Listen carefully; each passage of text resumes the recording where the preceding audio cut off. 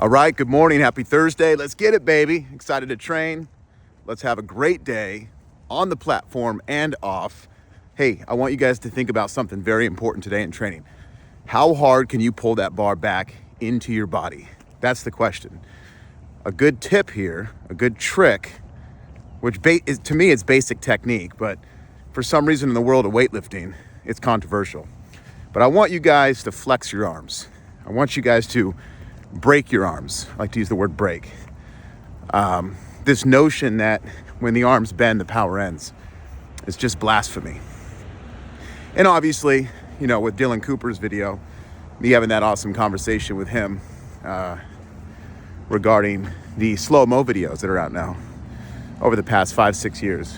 I think the world of weightlifting has kind of woke up a little bit with kind of more that street weightlifting approach. And so what I want you guys to focus on is progressively flexing the arms throughout the first and second pull. Okay, first pull to your knees, second pull is the scoop into the power position. And so right on that break off the floor, flex the arms. Arms should always be flexed. They should always be broken. I don't want my athletes lifting with straight arms. I don't lift with straight arms. But it should be gradual with the arm break. So as that bar swoops back into that power position, right? The snatch in the hips, the clean upper thigh. For some, in the clean into the hip, like Donnie Schenkel, hip cleaners, I call them. So as that bar swoops back, those arms should gradually flex more and more and more extreme throughout the first and second pull. Why? Because it's all about pulling that bar back into the body as hard as possible. That's what I think. When I walk up to a 160 snatch in a competition on a big stage, I'm not thinking about lifting the bar. I'm thinking about how hard can I pull this bar into my body, all right? To create max bar oscillation, okay, in that point of contact. And then holding that oscillation, holding that bar body tension throughout the uppercut of the finish. We talked about a few weeks ago. Max oscillation for max recoil, for max peak time to pull yourself under to make that lift. It's all about bar bend. It's all about bar oscillation. And to maximize bar oscillation, you want to maximize the power driving back into your body.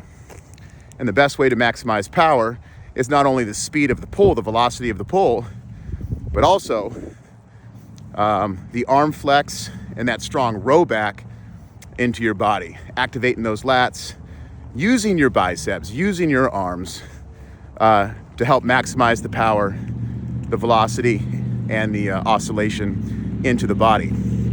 So don't pull the bar vertical. Don't think up. Don't think high elbows. Okay, don't just miss the contact completely. But if you're really one of these lifters, like myself and how I coach, where you're very big on bar body contact, which you should be, it's the most efficient way to lift, in my humble opinion, then maximize that contact. Really focus on rowing that bar back into your body as hard as possible. Now, should you have big arm break throughout the entire pull? No, watch my videos. My arms slightly progress as the pull continues from going to slightly broken. Then as the pull continues, my arms start to flex more and more and more, especially in that scoop. That's really when they activate in that strong pullback. So I'm thinking as an athlete, pull the bar back into my body as hard as I can. Once the hips drop, I'm on my heels. The bar always meets the body. The body should never meet the bar. And that's another big benefit of the Superman pull, the hamstring stretch in the first. That's a whole different video though. But I'm really wanting you guys to feel the contact into the body today. That's what I want you guys to feel.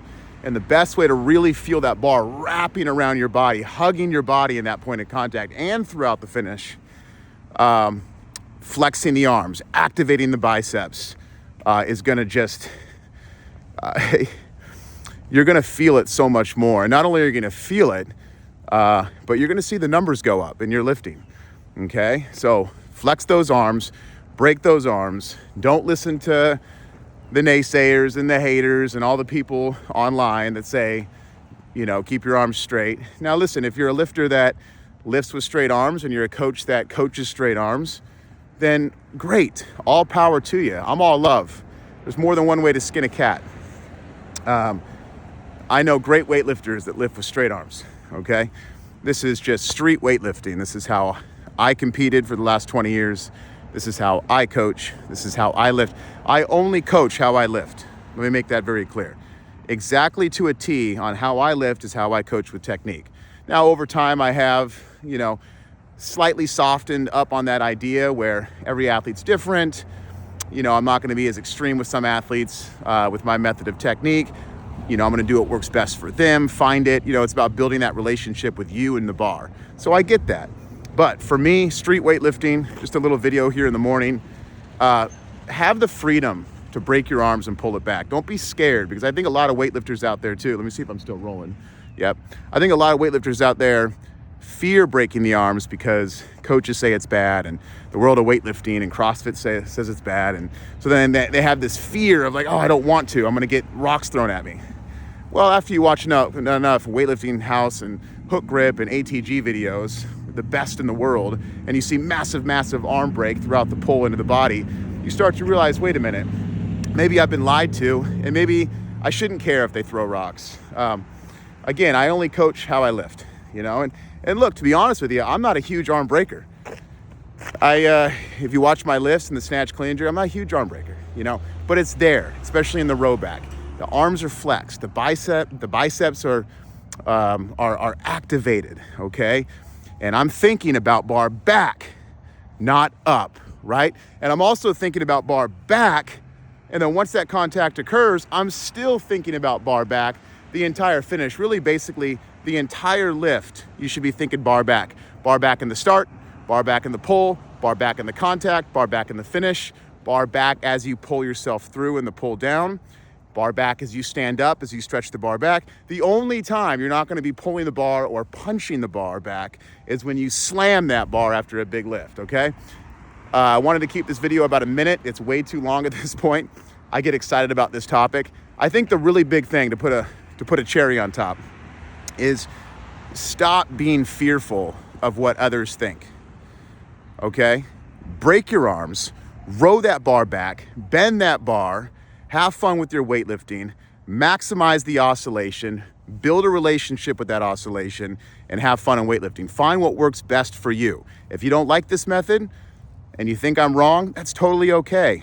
That's awesome. That's the sport of weightlifting. There's a lot of paint for different canvases. But here's some advice from me today, Coach North. Break those arms, see how it feels. Let's lift big weight and stop being fearful. Okay? Attitude Nation salute. God bless. We'll see you guys later.